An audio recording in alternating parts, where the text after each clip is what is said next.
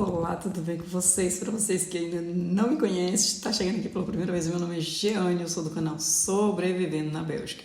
Hoje eu vou trazer um vídeo engraçado para vocês, que foi os perrengues que eu passei aqui no início da minha chegada, e eu tenho certeza que vocês também passaram. Os que vão chegar ainda, em nome de Jesus, vocês não vão passar pelo que eu passei, não.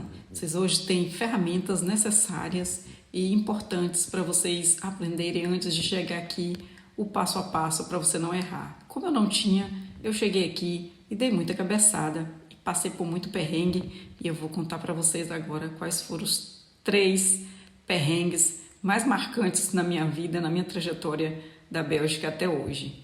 Então, se você gostar desse conteúdo, deixa o seu like, se inscreva no canal e, se for possível, compartilhe esse vídeo para mais pessoas, tá bom?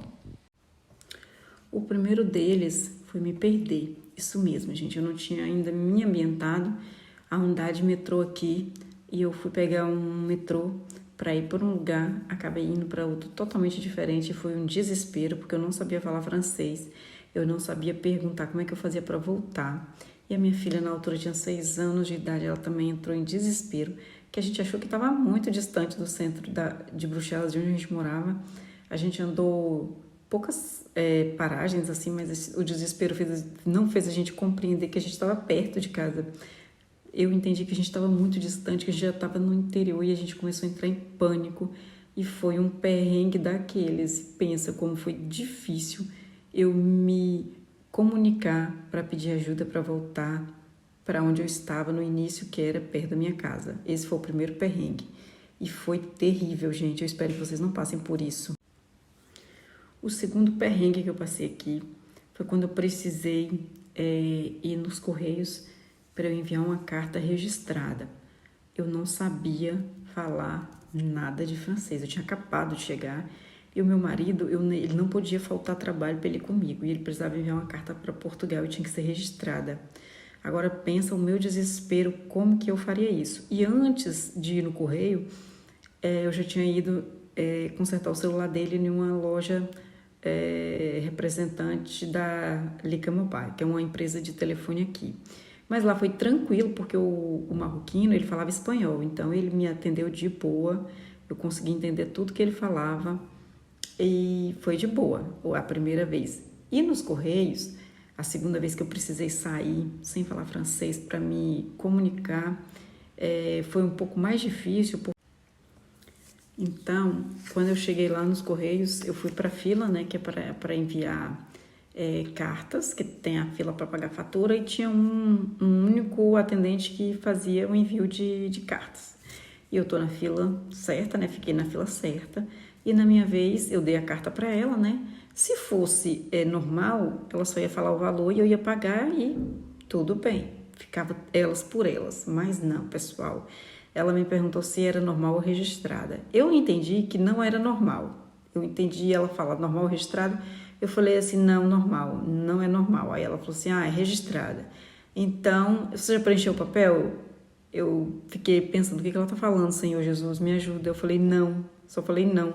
Aí ela pegou e me deu um papel para preencher. Aí veio meu outro desespero, o que eu precisava colocar naquele papel, gente? Que era nome, endereço e telefone da pessoa que ia receber a carta. E aí foi outra luta na minha vida, que eu falei, Jesus, e agora? O que eu vou escrever aqui?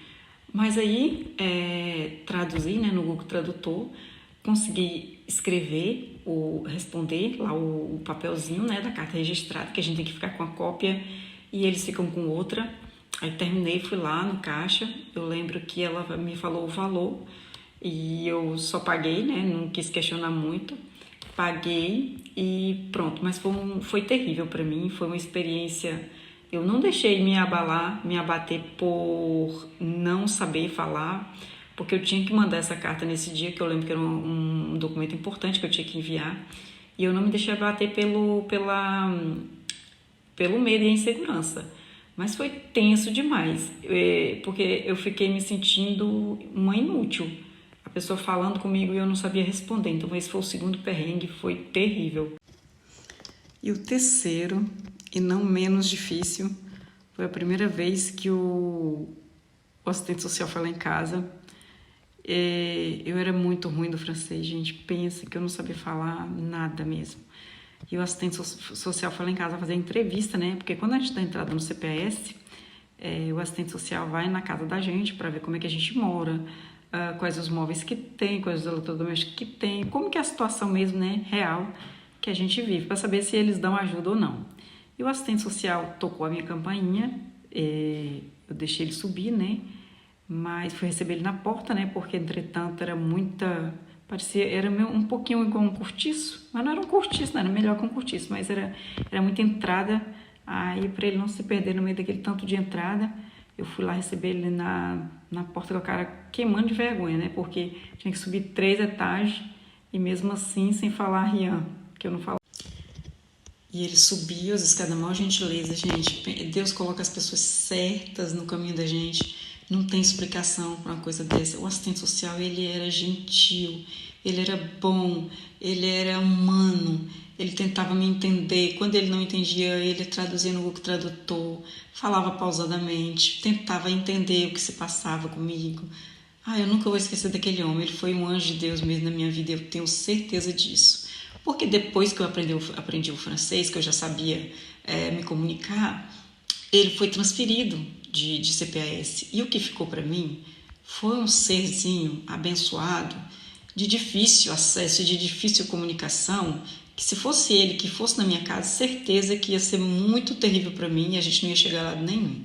Mas o meu Deus, ele trabalha com exatidão e com perfeição. Por isso eu sei que foi ele que fez tudo isso dessa maneira e o meu assistente social foi perfeito. Eu conseguia...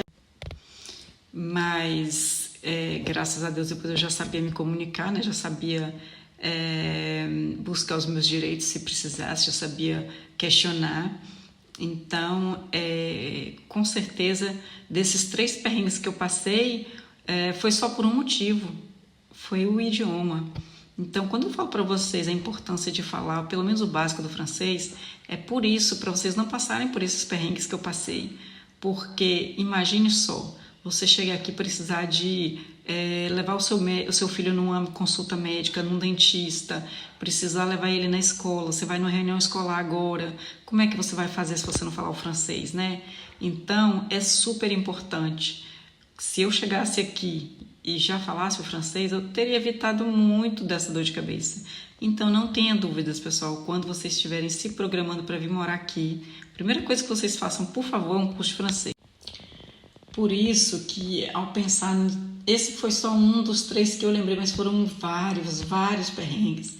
Então, pensando nessas dificuldades que eu passei, nessas dores, nesses perrengues, por isso eu resolvi criar o e-book para vocês, Como Sobreviver na Bélgica, que vem detalhadamente todos os detalhes que você precisa fazer para você não se sentir perdido, para você dar os primeiros passos com firmeza, sabendo acertadamente o que fazer, para você não ter dor de cabeça, para você não perder tempo, para você não perder dinheiro, para você não ser enganado, que é o mais importante.